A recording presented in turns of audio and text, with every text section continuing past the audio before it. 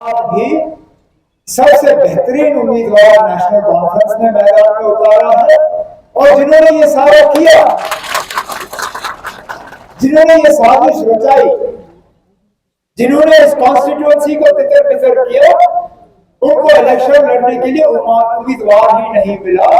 वो इलेक्शन से पहले ही मैदान छोड़ के भाग गए और कहा कि हम यहाँ किसी और की मदद करेंगे।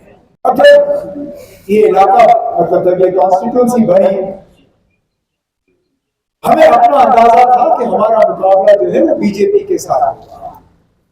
यहां तक के जो मीडिया के मेरे दोस्त हैं, इन्होंने भी लगभग तय किया था कि यहां अगर मुकाबला होगा तो बीजेपी के साथ होगा।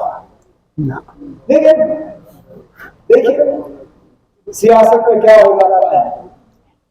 इस इलेक्शन में अब हमारा मुकाबला बीजेपी के साथ नहीं है, हमारा मुकाबला उस सियासी तंजीम से है जिसको 2019 के बाद जनाब फारूक अब्दुल्ला साहब ने अपने स्टेज पे बिठा के उनको दोबारा एक आवाज दी, उनको सियासी स्पेस दी। इस बात के बावजूद कि मेरे साथी जो यहाँ बैठे हैं ये हमेशा शिकायत करते थे, ये आते थे फारूक साहब के पास, कहते ना मत चलाइए इन लोगों को, मत लाइए इन लोगों को अपने साथ, मत लीजिए तस्वीर ये पीडीपी वालों को और बाकियों को अपने साथ, इससे हमें फील्ड में नुकसान होगा।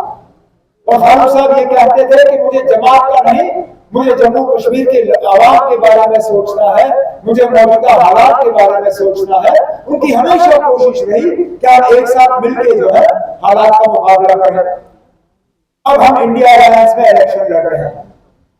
इंडिया अलायंस में कौन है? हम हैं, कांग्रेस है, बाकी पार्टियां हैं। अब यही कदम दवाब वाले जो है नेशनल कॉन्फ्रेंस की तरफ उंगली उठा के कहते हैं कि हम खुदगर्ज हैं। और खुदगर्जी किस तरह कि हमने तीनों सीटों से अपने उम्मीदवारों का ऐलान किया। ठीक, एक मिनट के लिए हम मान के चले कि नेशनल कॉन्फ्रेंस वाले खुदगर्ज निकले।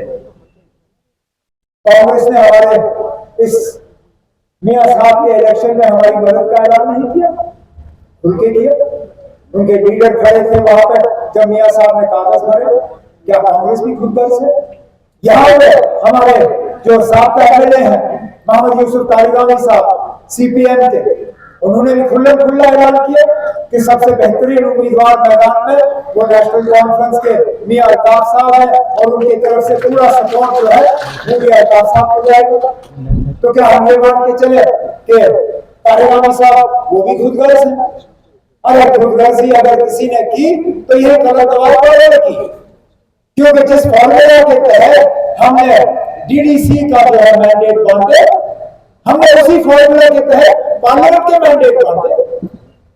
जब डीडीसी के मैंडेट बांटे गए नुकसान हमें हुआ, लेकिन वो नुकसान हमने बर्दाश्त किया। जब हमने डीडीसी के मैंडेट